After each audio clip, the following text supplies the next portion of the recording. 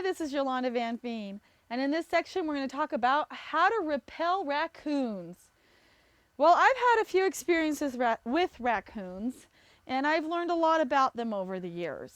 And my conclusion is they're very smart, and they're very social like we are. So they love to play with humans and to interact with us.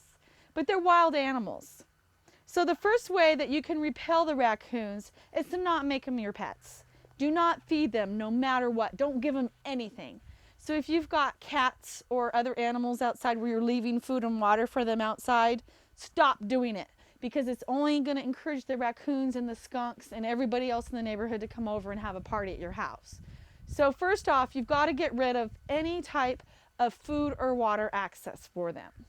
And the funniest thing happened this summer. I had the kiddie pool out and there was some water in it. And I heard a bunch of splashing at about 2 in the morning. And I walked outside the door and opened the door, and there was a mama raccoon and her 2 babies playing in the kiddie pool, just having a blast. They looked at me and they thought, oh my God, we're busted. And they took off. And so from that moment on, I emptied out the kiddie pool every night, even though I filled it up almost every day for the kids to play in through the summer, but I made sure that there was not standing water in it at night, ever. Because whenever you have standing water, the raccoons are going to come to drink. They're thirsty. So if you've got food and water for them, they're going to come over. So the first way you can repel them is don't give them any food or water. And don't interact with them. I went to a party in Milwaukee once, and it was at this beautiful apartment building, and there was a bunch of raccoons that lived in the woods. And we were all in the little park courtyard area, and they had a raccoon that was pretty much the neighborhood pet, and everyone was feeding it, and it was very social. Come right and hang out with us right at the park bench. And that's a big mistake. You never feed them, you never interact with them, you never play with them. They're wild animals. So by trying to tame them, you're not doing them any favors. So what happened with that raccoon is it expected food. And when you don't give it food, they get angry. And so that raccoon came up and almost attacked us for food because he was hungry and he expected us to give him food. So first off, we should never have interacted with them, and you should never feed them. That's how you repel them.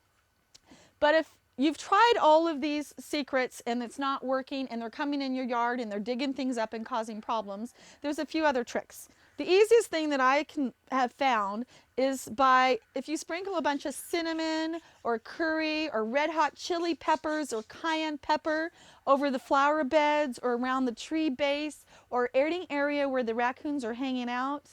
They don't like the smell and it burns their little paws. It doesn't kill them, it doesn't hurt them badly, but it'll make them mad enough to move on. So by constantly putting some cayenne pepper or spicy pepper in the areas where they're at, they'll leave.